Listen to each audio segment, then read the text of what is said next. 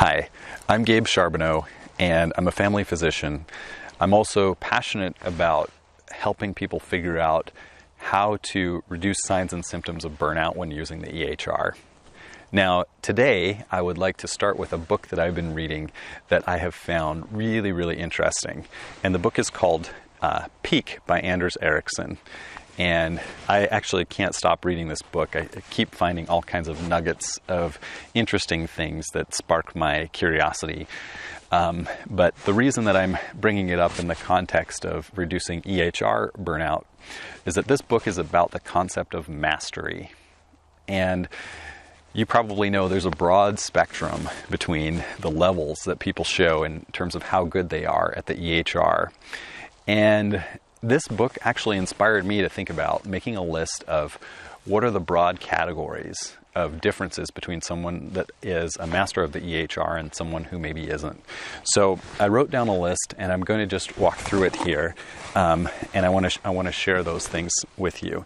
So the first thing is that people who have mastery in the EHR tend to be very good at navigating the chart. They know cold where to go to get information, and they don't spend time hunting and pecking around looking for things. Another key is that they are skilled at building tools that make them go faster, whether it's favorites or automations or whether it's preferences. It doesn't really matter. The key is that it's a tool that speeds up the important part of their work. The next is they are adaptive to changes and upgrades. Changes and upgrades just keep coming, and it's one of the hardest things we deal with. But folks who are really good at the EHR have understood that those things happen, and they have just accepted that they need to get better at it. Next is they use strategies to avoid wasting time.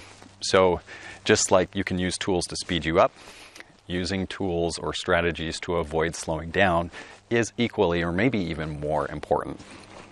And then the last two things, they know when it's important to use the EHR, because in this world, sometimes we think we've got to always have it on, or it's got to, be the center of our attention. But really, people who are masters of the EHR know how to get in and get out.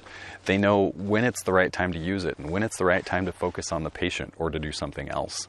So I think that's a really big key that sometimes gets missed.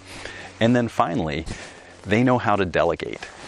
People who are masters of EHR use are really good at deciding when it's my job and something important for me to do, or when someone else can help me. So those are some of the things I was inspired to think about and talk about after reading this book, Peak. And I hope that that some of you watching this video will think about that in light of your own practice and own EHR use, and perhaps come up with even some creative ideas of your own about how to increase your mastery in the EHR and reduce your symptoms of burnout. Thanks.